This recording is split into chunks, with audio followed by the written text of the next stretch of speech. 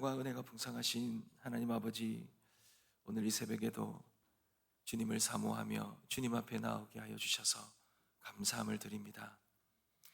여호와여, 아침에 주께서 나의 소리를 들으시리니 아침에 내가 주께 기도하고 바라나이다.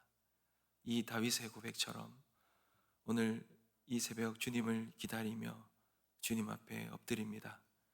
우리의 마음을 열어주시고 말씀이 생명으로 우리 안에 거하게 하여 주옵소서.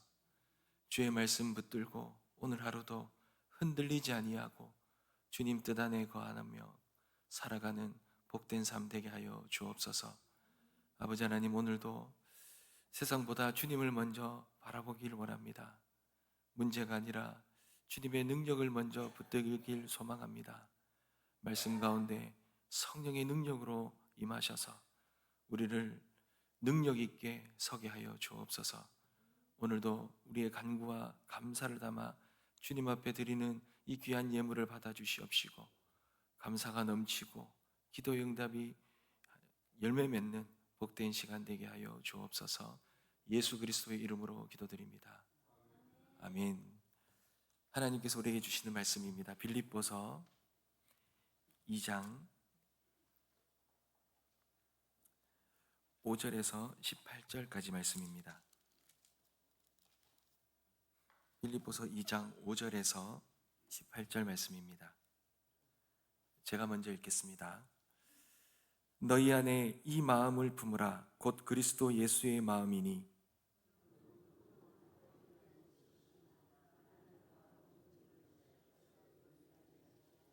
오히려 자기를 비워 종의 형체를 가지사 사람들과 같이 되셨고,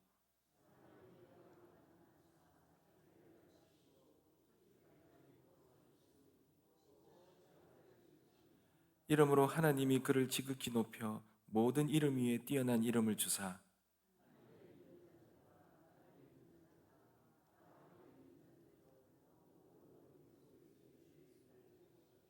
모든 입으로 예수 그리스도를 주라 시인하여 하나님 아버지께서 영광을 돌리게 하셨느니라.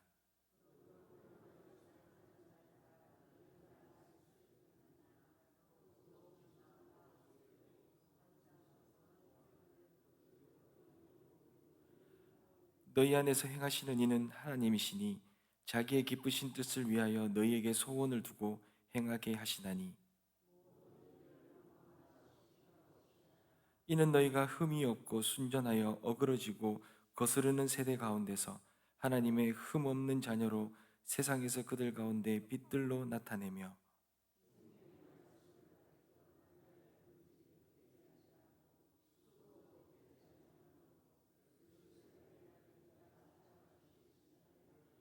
만일 너희 믿음의 제물과 섬김 위에 내가 나를 전제로 드릴지라도 나는 기뻐하고 너희 무리와 함께 기뻐하리니 이와 같이 너희도 기뻐하고 나와 함께 기뻐하리라. 아멘.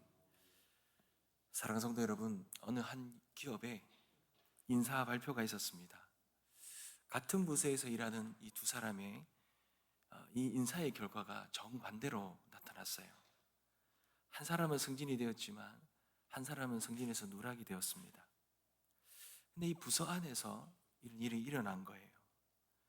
승진하지 못한 사람은 내가 저 사람보다 더 열심히 일했는데 왜 나는 승진을 못했는가 라며 원망하고, 승진한 사람은 이제 내가 더 높은 자리에 올랐으니 자신이 이제 인정받고 싶은 거죠. 나를 그렇게 대우해 줬으면 좋겠다라는 마음을 품게 되었습니다. 근데 여러분, 이 두 마음이, 이 마음이 그 한 부서를 여러 가지 갈등과 분열로 가득하게 만들어버린 것입니다. 사랑하는 성도 여러분, 우리가 살고 있는 세상의 모습이 이런 모습 아니겠습니까? 누군가는 더 높은 자리에 올라가려고 하고 누구는 더 인정받으려고 경쟁하는 그런 세상입니다. 심지어 이런 것이 가정에서도, 학교에서도, 교회에서도 이런 일들이 일어나지요. 그런데 바로 이런 상황에서 사도 바울은 오늘 이 빌립보서 말씀을 통해서 이런 경쟁이 일어나는 이 세상 속에 오늘날 우리들에게는 전혀 다른 길을 제시하고 있습니다. 그것이 5절 말씀입니다. 너희 안에 이 마음을 품으라. 곧 예수 그리스도의 마음이니. 사랑하는 성도 여러분, 바울이 말한 이 예수 그리스도의 마음은 어떤 마음이겠습니까? 왜 바울은 이런 말을 했겠습니까? 세상이 위로 올라가라, 높아져라, 인정받아라 이렇게 외칠 때 예수님은 정반대의 길을 걸어가셨기 때문에 그렇습니다. 가장 높으신 분이 가장 낮은 곳으로 내려오셨습니다. 그리고 놀랍게도 그 결과 하나님께서 그 가장 낮아지신 그분을 모든 이름 위에 뛰어난 이름으로 높이셨어요. 여러분, 이것이 주님께서 이 땅에 오셔서 하셨던 삶이고 그 삶을 보시고 하나님이 행하셨던, 높이셨던 놀라운 은혜입니다. 오늘 이 바울의 이 말씀을 통하여서 예수님의 마음이 그렇다면 더 구체적으로 무엇인지, 그리고 이 마음을 품을 때 우리의 삶과 공동체에는 어떤 변화가 일어날지를 우리가 함께 살펴보기를 원합니다. 5절에서 11절 말씀은 보면 여러분 우리가 너무 잘 아시는 말씀이죠. 우리 주님이 어떤 분이신가를 말하고 있습니다. 우리 주님은 6절에 보면 그는 근본 하나님의 본체시나 하나님과 동등됨을 취할 것으로 여기지 아니하셨다 그랬습니다. 예수님은 하나님이셨어요. 하나님의 본체셨습니다. 그러니 당연히 그에 맞는 지위와 권세를 유지하셔야 합니다. 그러나 7절에 보니 자기를 비워주셨어요. 자기를 완전히 내려놓으신 거예요. 그래서 종의 형체를 가지고 사람들과 같이 되셨다라고 말하는 겁니다. 여러분, 우리가 사람같이 되셨다라고 말하니 그게 뭐가 낮아졌나라고 말할 수 있겠지만 하나님이 인간이 되었다라는 것은 여러분 우리가 동물이 되는 것과도 비교할 수 없을 만큼 더 낮아지시는 것입니다. 어떻게 조물주가 자신이 만든 이 창조물의 그 모습으로, 그 피조물의 모습으로 그렇게까지 낮아질 수 있냐라는 거죠. 그만큼 주님은 자기를 비우셨습니다. 그럼 이것이 신학적으로 케노시스라고 합니다. 자기 비움이라는 거예요. 하늘 보좌의 영광을 내려놓으시고 이 죄인의, 이 사람의 몸을 입고 이 땅에 오신 분이 우리 주님이시라는 거죠. 한 나라의 대통령이 그 모든 권력을 내려놓는 것도 너무나도 힘든데, 그냥 평범한 사람으로 돌아가는 것도 너무나도 힘들고 상상할 수 없는 일인데, 만왕의 왕이신 예수님이 그 왕의 자리를, 왕의 보좌를 내려놓고 종의 형체를 입고 이 땅에 오셨다는 것은 너무나도 낮아지시는 그런 자기 비움의 모습이었습니다. 주님은 왜 이런 모습으로 오셨습니까? 우리를 섬기시는 거죠. 예수님의 낮아지심은 여러분 8절을 보십시오. 자기를 낮추시고 죽기까지 복종하셨으니 곧 십자가에 죽으심이라.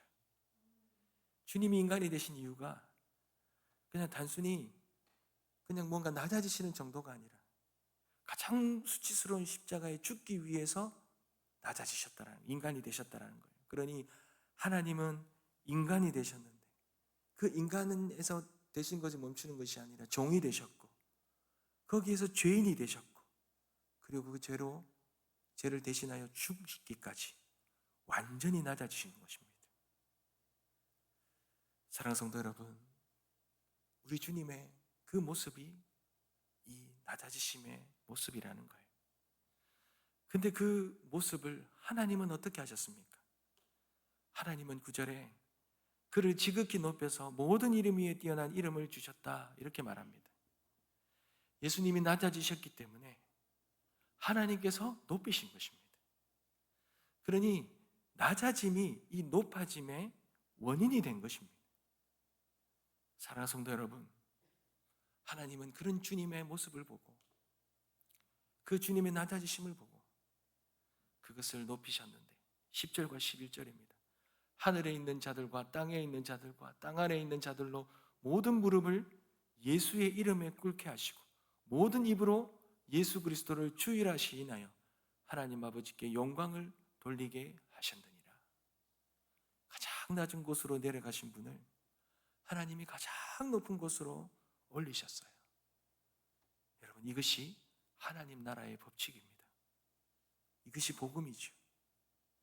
세상과는 정반대의 법칙입니다. 그러니 여러분, 겸손은 하늘의 문을 여는 열쇠와도 같은 것입니다. 우리 주님이 행하셨던 그 모습, 그것이 바로 가장 낮아지는 비움의 모습이라는 것입니다. 여러분, 그렇다면 그 주님의 마음을 우리가 품는다면 여러분, 우리는 어떻게 살아가야 합니까? 12절입니다. 그러므로 나의 사랑하는 자들아, 너희가 나 있을 때뿐 아니라 더욱 지금 나 없을 때에도 항상 복종하여 두렵고 떨림으로 너희 구원을 이루라. 여러분, 두렵고 예수 그리스도께서 이렇게 낮아지시고 하나님이 그렇게 높아지셨기에 이제 우리도 그 주님을 닮은 그 합당한 삶을 살아야 한다는 것입니다. 근데 그 삶이 두렵고 떨림으로 너희 구원을 이루라는 것입니다. 여러분, 이 말은 우리의 행위로 구원을 완성시킨다는 것이 아닙니다. 우리는 이미 구원을 받았습니다. 이 구원받은 삶을 온전히 열매 맺는 삶, 이 구원의 삶을 이루는 삶으로 열매 맺으며 살아가야 된다는 것입니다. 여러분, 우리에게 씨앗이 있다면 여러분, 이 씨앗은 생명을 가지고 있지 않습니까? 이 씨앗이 자라서 열매를 맺도록 하라는 거예요. 우리에게는 구원의 씨앗이 우리에게 다 심겨져 있습니다. 그러니 이 구원이 완전히 열매 맺어 완성을 이룰 때까지 우리는 두렵고 떨리는 마음으로 이 열매 맺는 삶을 살아가야 된다는 것입니다. 여러분, 쉽지 않은 일이지요.